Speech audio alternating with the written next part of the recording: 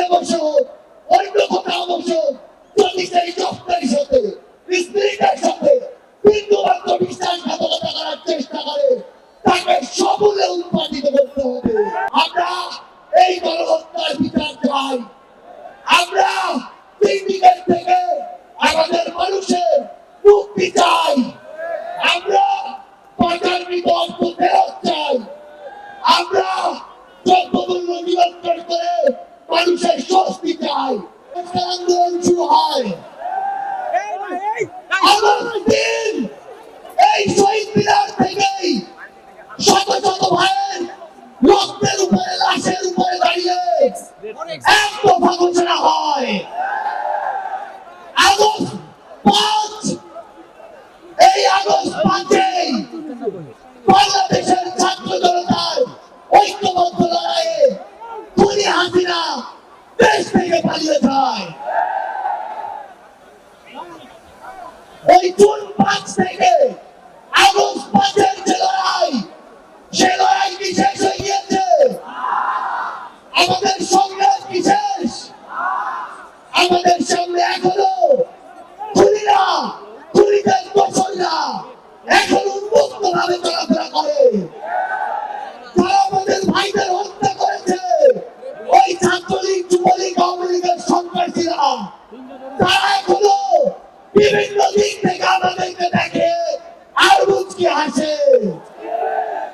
এই খুনিদের বিচার হতে হবে কিনা? আমার যারা আহত যোদ্ধা রয়েছে, শহীদ পরিবার রয়েছে, তাদের এই খুনের বিচার হতে হবে কিনা? আমরা অবিলম্বে অন্তর্বর্তীকালীন সরকারকে একটি আহ্বান জানাতে চাই।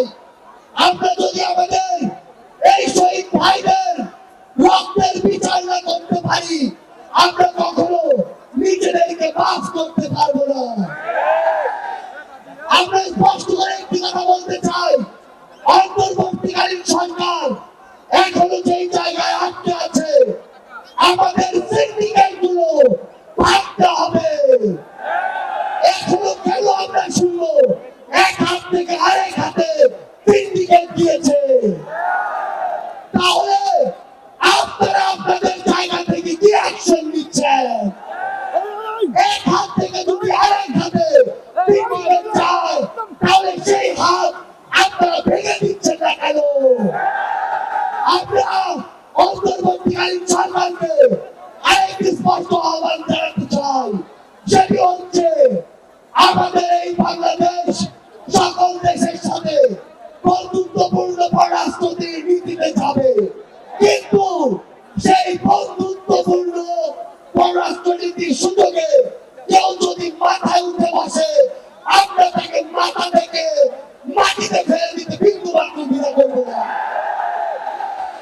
আমরা স্পষ্ট করে একটি কথা বলতে চাই, যে এই খুনিরা এই দেশের বাইরে, এই দেশের মানুষের ঘামের হাজার হাজার কোটি টাকা পাচার করেছে, সেই টাকা ফিরিয়ে আনতে হবে। আমরা স্পষ্ট করে বলতে চাই, ওই গোপালগঞ্জে যে খুনির দোসররা এখনো ঘাপটি মেরে আছে, তাদেরকে আইনের আওতায় বিচার করতে হবে।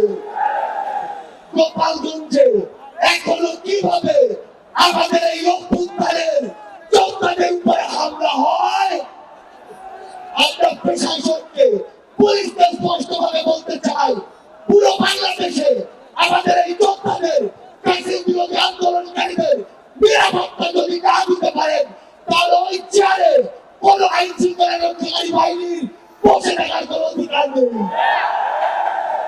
আমরা স্পষ্ট করে শুধু একটি কথাই বলতে চাই, আমরা এই অন্তর্বর্তীকালীন সরকারের কাছে আমরা এই গণহত্যার বিচার চাই। আমরা সিন্ডিকেট থেকে আমাদের মানুষের মুক্তি চাই। আমরা পাচারকৃত অর্থ ফেরত চাই। আমরা দ্রব্যমূল্য নিয়ন্ত্রণ করে মানুষের স্বস্তি চাই। আমরা আহত যোদ্ধাদের সুচিকিৎসা চাই। পরিশেষে শুধু একটি কথাই বলবো, যে শব্দ দিয়ে এত মানুষ রক্ত দিয়েছে, এত মানুষ জীবন দিয়েছে, যে কেউ